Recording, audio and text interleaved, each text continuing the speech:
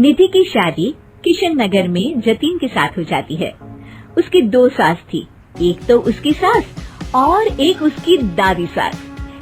निधि स्वभाव में बड़ी ही चंचल स्वभाव की थी और ये बात उसकी सास को बिल्कुल पसंद नहीं थी। एक दिन निधि हेडफोन लगाकर गाने सुन रही होती है और नाच रही होती है। तभी उसकी सास वहाँ आ जाती है।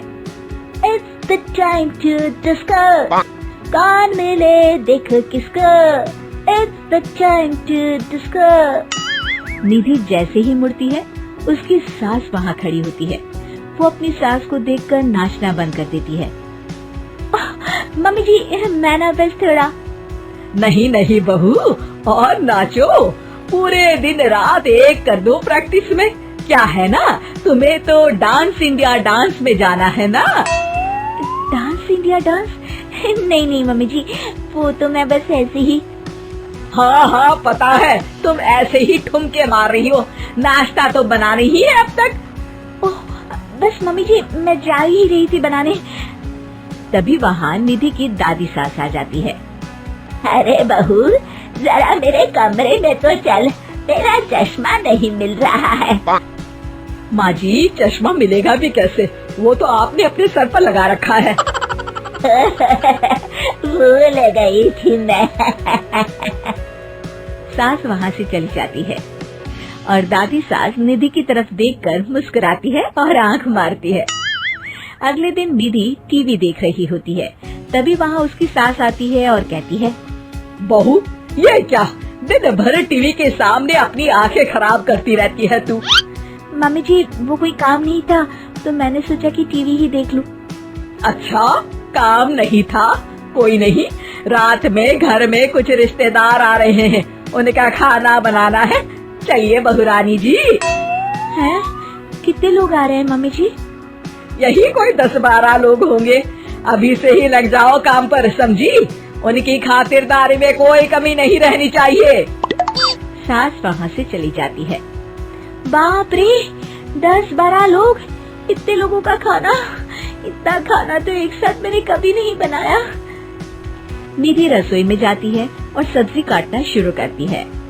सब्जी काटते हुए काफी वक्त बीत जाता है। तभी उसकी सास आती है। ये क्या, अभी तक सब्जी ही काट रही है? अरे अभी तक तो सब्जी बन भी जानी चाहिए थी। जल्दी जल्दी हाथ चलाओ बहू, मैं जरा मार्केट जा रही हूँ। सास चली जाती है। इतना सारा काम है और खुद अकेले ही करना पड़ रहा है मुझे। निधि सब्जी काटने के बाद आटा गूंदना शुरू करती है तो देखती है कि आटा खत्म हो गया है। आटे के पैकेट ऊपर वाले स्लैब में रखे हैं। ओफो, एक काम और बढ़ गया। निधि आटा निकालने के लिए स्टूल पर चढ़ती है और पैकेट उतारने लगती है। तभी उसका बैलेंस बिगड़ता है और सारा आटा उसके ऊपर गिरता है। हे भगवान, मर गई रे, ये तो सारा आटा ही गिर गया। अब क्या करूं? आज तो सासू माँ से बहुत डांट पड़ेगी। तभी उसकी दादी सास को रोने की आवाज आती है और वो रसोई की तरफ आ जाती है। देखती है कि निधि आटे में लथपथ जमीन पर बैठी है और पूरा आटा रसोई में बिखरा हुआ है। अरे बहू, ये क्या हालत बना रखी है तूने अपनी। मेहमानों के आने का वक्त हो गया है और रसोई की ऐसी हालत है। दादी सासू माँ, आज तो मुझे मम्मी जी घर से ही निकाल देंगे।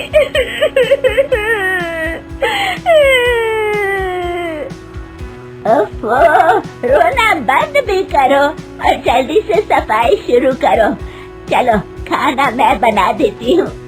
निधि सफाई में लग जाती है और दादी सास झटपट सारा खाना बना देती है।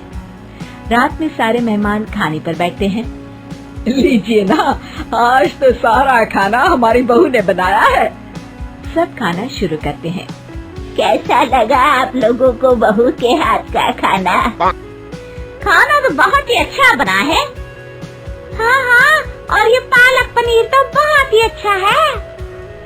ये सुनकर निधि बहुत खुश हो जाती है और अपनी सास की तरफ देखती है तो देखती है कि उसकी सास तो कुछ भी खा ही नहीं रही होती। अरे मम्मी जी, आप लीजिए ना, मैं परोसती हूँ आपको। ये लीजिए पालक पनीर और ये लीजिए रोटी। सास जैसे ही खाने का निवाला खाती है तो अपनी बहू की तरफ देखती है कैसा बना है खाना मम्मी जी? सास दादी सास की तरफ देखती है। अब बहुत अच्छा खाना बना है।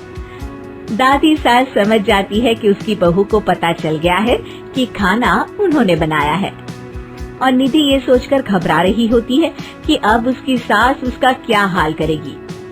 सारे मेहमान चले जाते हैं। बहू, तुम्हें शर्म नहीं आती? सारा खाना तुमने सासू माँ से बनवाया? नहीं मम्मी जी, वो दरअसल आटा। तभी दादी सास वहाँ आ जाती है और निधि की बात काटते हुए कहती है, अरे बहू, मेरी थोड़ी सी तबीयत ठीक नहीं लग रही, तू जरा डॉक्टर को तो बुला दे।